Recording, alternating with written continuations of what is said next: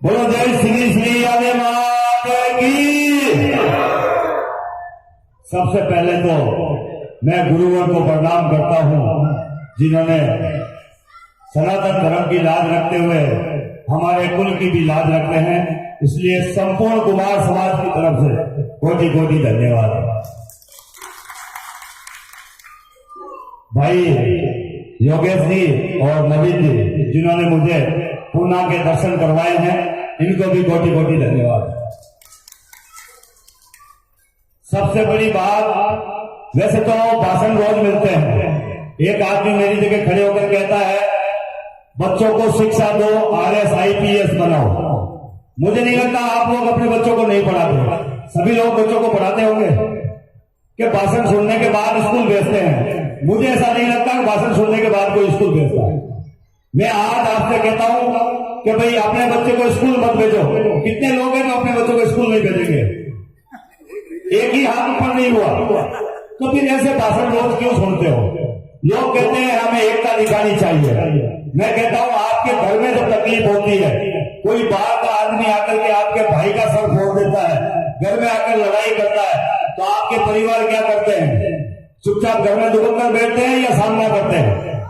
जब आप अपने परिवार के लिए सामना करते हो तो समाज के लिए भी करो, क्योंकि समाज भी हमारा परिवार है। लेकिन अब क्या अपन भी आदि हो गए भाषण सुनने के, तालियां बजाने के। एक मेरे जैसा आदमी नागौर से आएगा, मैं भी कार लेकर आया हूं, 5 आदमी के साथ लाया हूं। आप ही में से कोई रिश्तेदार लाऊंगा, एक रसीद बुक लाऊंगा, भाई साहब 500 रुपए दे दो, मैं समाज सेवा कर रहा हूं। यार कौन सी सेवा कर रहा है तू? जब 500 रुपए इकट्ठे करने आया है तो सेवा तो हो गई, आप भी समझदार हो। लेकिन हम भी मजबूर है, क्योंकि पैसा देना हमारा काम हो गया। भूखे को रोटी हम लोगों ने आज तक नहीं दी है। शायद अगर किसी ने 1-2 ने दी हो तो मैं नहीं कह सकता, बाकी अधिकतर लोग भूखे को रोटी नहीं देते, मेरे जैसे दलाल को रोटी देते हैं। तो मैं आप सबसे एक ही रिक्वेस्ट करना चाहता हूं, चंदा पड़ता देना चाहिए। आप खुद देखें आपका चंदा कहां और किस जगह लग रहा है। जहां तक हो अपने हाथों से जाकर चंदा लगाएं, तब तो समाज का विकास होगा। नहीं तो समाज में दलाली बढ़ेगी, जगह जगह अध्यक्ष खड़े होंगे, मेरे जैसे और कई राष्ट्रीय अध्यक्ष होंगे जिनको आप जानते होंगे, कई प्रदेश अध्यक्ष होंगे, कई जिला अध्यक्ष होंगे। लेकिन उनसे एक बात जरूर पूछे मंच पर, भैया तू जो ये भाषण दे रहा है इसमें धरातल पर तूने क्या काम किया है, एक बार बता दे। गारंटी है वो अध्यक्ष महोदय नीचे बैठ जाएंगे, क्योंकि धरातल पर कोई मैप नहीं है उनका। भाषण अच्छा कर लेते हैं, वक्ता अच्छा है, बोल अच्छा लेते हैं। समाज में जब अन्याय होता है, अत्याचार होता है, कहीं किसी कुमार को मार दिया जाता है, तब हम लोग क्या करते हैं? केवल तालियां बजाते हैं एक दिन के लिए आकर। कितने लोगों ने धरना दिया मेरे को बताओ यहाँ से? 5 दिन या 10 दिन कहीं धरने पर बैठे हो गया? जब अपने कुमार समाज में कई धरने, अब कहते हैं क्या घर वाले, अरे यार कानूनी कार्रवाई हो जाएगी, वो हो जाएगा। भैया किसने पत्थर फेंका? समाज के किन लोगों ने किसका सर फोड़ा? कितनों को मार दिया? अपन तो आज तक जूते खाते आए हैं, कहाँ एफआईआर दर्ज होगी? मुर्दों पर एफआईआर दर्ज नहीं होती, मर्दों पर होती है। इसलिए एफआईआर दर्ज से मत करो। समाज का विकास तभी होगा जब आप एक दूसरे की पीड़ा को समझेंगे। हम लोग कहते हैं राजनीति में एकता नहीं है। राजनीति में नेता कहाँ है हमारे समाज का जो हमें एकता पैदा करे? अभी मान लीजिए कहीं भी कोई एक नेता खड़ा होता है इलेक्शन में, सबसे पहले वो क्या कहेगा? मुझे वोट दो। यही कहता है ना, वोट के समय आता है। और अगर हार जाता है तो क्या कहता है? यार समाज में एकता नहीं है। साहब यही कहता है ना, समाज में एकता। लेकिन उससे ये पूछो तूने समाज के लिए क्या किया आज तक? इलेक्शन से 5 साल पहले कितने कुमारों के घर पे गया तू? कितनों के काम आया दुख में तू? कितनों के सुख में काम आया? लेकिन वो उसके पास कुछ नहीं है, उसको वोट नहीं दिया तो कुमारों में एकता नहीं। मेरा आपसे कहना, नेता अपने अंदर से पैदा करो और सर्व समिति से उसे चुनो, और सबसे पहले जिस जिले में आप रहते हो उस जिले के कुमारों को सुधारो। पूरे हिंदुस्तान का ठेका मत लो। हिंदुस्तान का ठेका बाहर नहीं करो, हमारे साथ के ऊपर ही रहने दो। आप तो अपने गांव का ध्यान रखो, जिस घर में रहते हो उस घर का ध्यान रखो, जिस शहर में रहते हो उस शहर का ध्यान रखो। उसके बाद आप कहीं बाहर निकलो। और ये मैं आपसे धक्के की चोट कहता हूं, मेरे को 4 साल हो गए सेवा करते हुए। पहले मैं शिवसेना में प्रदेश मंत्री था राजस्थान का, शिवसेना में आपको पता ही है थोड़ा बहुत गलत ही बोलते हैं लोग, क्योंकि जो सटीक बोलता है वो गलत लगता है। और सटीक बोलने की तो गौ माता के दरबार में खड़ा हूं, सनातन धर्म में इससे बड़ी कोई सभा, इससे बड़ी कोई जगह हो नहीं सकती। तो यहां झूठ बोलना मतलब वहां ऊपर जाके भी झूठ बोलना होगा। अन्याय अत्याचार जब जब होते हैं दलाली होती है। देखो बुरा मत मानना मेरी बात का, मेरी सच्चाई कहने की आदत है। मप्पाराम हत्याकांड हुआ था, चाहे आप कितना भी बुरा मानो, दलाली हुई थी। चाहे कोई भी आदमी कुछ भी कह दे, लेकिन मैं तो सटीक बोलता हूं, दोबारा मत बुलाना मेरे को, क्योंकि ना तो मैं चंदा लेने आता हूं आपके पास, ना ही मैं आपसे कोई सपोर्ट मांग रहा हूं।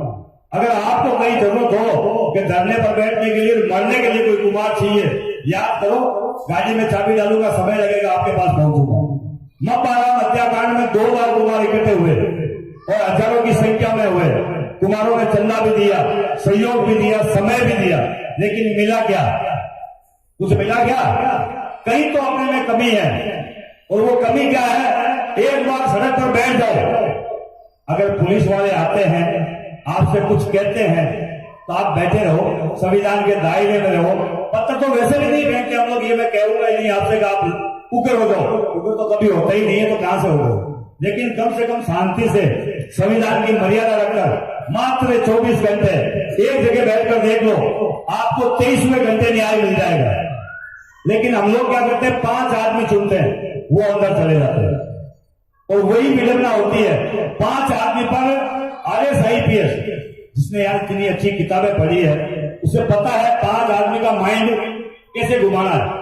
लेकिन आम पब्लिक की हजारों जनसंख्या का माइंड कोई नहीं घुमा सकता, क्यों? कोई ना कोई बीच में बोल जाएगा मुझे मंजूर नहीं है। लेकिन 5 आदमी जब अंदर जाते हैं, और कुछ तो लोकल होते हैं, जैसे मान लीजिए मैं अभी पूना का हूं, यहाँ के कलेक्टर से मिलता हूं, तो मेरी भी कई मजबूरियां, मुझे उस कलेक्टर से रखना पड़ रहा है। मैं अगर किसी पार्टी से जुड़ रहा हूं, वहां भी मेरी कई मजबूरियां, पार्टी कहती है भैया धरना मत दो, मैं चुप हो जाता हूं। तो मैं आपसे अपील इतनी करूंगा कि जब भी आपकी नजर में कहीं किसी कुमार को कोई पीड़ा होती है, एक बार बिना मैसेज, बिना कॉल के उसके घर जाकर उसका सहयोग करें। गारंटी है आने वाले सालों में कुमार समाज में एकता पैदा हो जाएगी, क्योंकि हम लोग एक दूसरे का सुख पहचानने लग जाएंगे। अब बात है कोई अपने समाज में कुमार समाज के होने पर भी कई लोगों को अफसोस होता है। मैंने कई जगह देखा है, कुमार ना लगा करके कहीं कुछ और लगा रहा है, कहीं कुछ और लगा रहा है, कहीं कुछ और लगा रहा है। ये नहीं कहता आप बदल लो, लेकिन हमें पता कैसे चलेगा कि ये कुमार है? उसका तो कहीं ना कहीं वर्णन होना चाहिए कि भाई तू कुमार है, हमें तो पता चलना चाहिए। लेकिन अपने समाज के लोगों को पता नहीं है कि भाई साहब कुमार है। कई बड़े बड़े अफसर बनते हैं अपने समाज के, उनके बाहर प्लेट लिखी होती है, उस पर कुमार या प्रजापति कहीं लिखा हुआ ही नहीं होता। अब कई असमंजस को मैं यहाँ नहीं पहचानता, यहाँ चौहान भी लगाते आपके यहाँ पुणे में। अब मैंने एक जगह से मिला था कल रात को, बोले हम चौहान है। मैंने यार ये तो राजपूतों में आता है, दरोगा में आता है, हरिजनों में आता है, आप में कब आता है? बोले हमारे में आता है। तो एक रिक्वेस्ट है मेरी आपसे कि अपने नाम के आगे, ज्यादा कुछ नहीं, सोशल मीडिया पे तो कम से कम अपने नाम के आगे प्रजापति लगाओ। भाई आप कागजी कार्रवाई में शायद समय लग सकता है, लेकिन फेसबुक और व्हाट्सएप पर तो मुझे नहीं लगता समय लगेगा। 1 मिनट का समय लगेगा। अपने नाम के आगे आज से ही मां सिरियादेवी की शपथ लेकर कुमार या प्रजापति जरूर लगाएं। उससे क्या होगा, हम लोग जब भी कोई फेसबुक खोलेंगे या व्हाट्सएप देखेंगे तो हमें पता चलेगा ये हमारे कुल का है, ये हमारा भाई है। तो रिक्वेस्ट भी एक्सेप्ट कर सकते हैं, आपको रिक्वेस्ट भेज भी सकते हैं, नहीं तो क्या पता भी नहीं चलता ये कौन है। और सबसे बड़ी बात यही होती है कि कई बार क्या होता है कि अपने को वो कहते हैं मारवाड़ी में कमीन, सुने वालों ने कभी कमीन कहे, देखो मैं पढ़े लिखे आदमी क्या करे, देखो मैं कुमार बनता हूं यार, कुछ लगाओ। तो उनको कहने वाला चाहिए कि कमीन कहां से शब्द आया, आपको पता है क्या? कैसे पता चला कुमार कमीन? कहते हैं नाई कुमार खाती, और एक और जाति बताइए कौन सी है? नाई कुमार खाती डोली। इन चारों को कमीन का दर्जा दिया गया। ये किसने दिया? ये किसी को पता नहीं। किसी को पता तो बताना भैया, कमीन का दर्जा किसने दिया? अपने जो नग लगा हुआ है पीछे, नग का मतलब समझते हैं ना सारे लोग, किसी के चौहान, किसी के भाटी, ये किसने दिया? किसी को पता है क्या? शुरुआत कहां से हुई इसकी? किसी को पता नहीं है। लेकिन हम लोग कहते हैं हम राजपूतों की औलाद है। ये बिल्कुल गलत है। ये सारा संसार कुमारों की औलाद है, राजपूतों की औलाद हम लोग नहीं है। इसलिए ये नग की परिभाषा छोड़ दीजिए। आप जैसे लोग कहीं कहते हैं, मैं कहीं गांव में गया हूं तो वो कहते हैं यार हमारा नग चौहान है, हम तो राजपूतों के वंशज है। भैया जब राजपूत थे ही नहीं, जब लोग रोटी खाना नहीं जानते थे, तब कुमारों ने बर्तन बनाकर उन्हें रोटी खाना सिखाया। इंसानों की तरह, जानवरों की तरह हरे पत्ते पर खाना खाते थे। जब उस कुल में अपन भी कई बार कहते राजा दक्ष प्रजापति की संतान है, जब भगवान शंकर स्वयं जब पहला मनुष्य पैदा करता है और वो भी प्रजापति होता है, तो भैया राजपूत की औलाद हम लोग कैसे हो गए? आप दो बातें करते हो नीचे बैठकर, एक तरफ कहते हो कि हमारा नग चौहान है या भाटी है, दूसरी तरफ कहते हो राजा दक्ष प्रजापति की संतान है। अगर आप अपने आप को राजा दक्ष प्रजापति की संतान मानते हो तो मुझे नहीं लगता किसी भी नग की आपको जरूरत है। और कमेंट का मुझे बताता हूं, जब अंग्रेजों का राज था तब आपको भी पता कोई नहीं थी। भैया समय थोड़ा ज्यादा ले रहा हूं, थोड़ा सा। तब आपको पता होगा कि जब किले और राज होते थे तो पूरे किले को पोत दिया जाता था रंग से। एक नया घर प्रवेश करते हैं तब भी अपन यही करते हैं, एक तो पानी की मटकी भरते हैं, अगर घर में कोई फर्नीचर टूटा तो उसको भरवाते हैं, और अगर मान लो फंक्शन हमें खुशी हो रही तो धोनी को बुलाते हैं, और हमें अगर सजना सवरना हो तो बाल कटवाते हैं। तो ऐसा ही अंग्रेजों ने सोचा, बोले यार हम लोग तैयार हो जाते हैं, एक में थोड़ी सी बात सुने, उसके बाद आप वार्तालाप करें।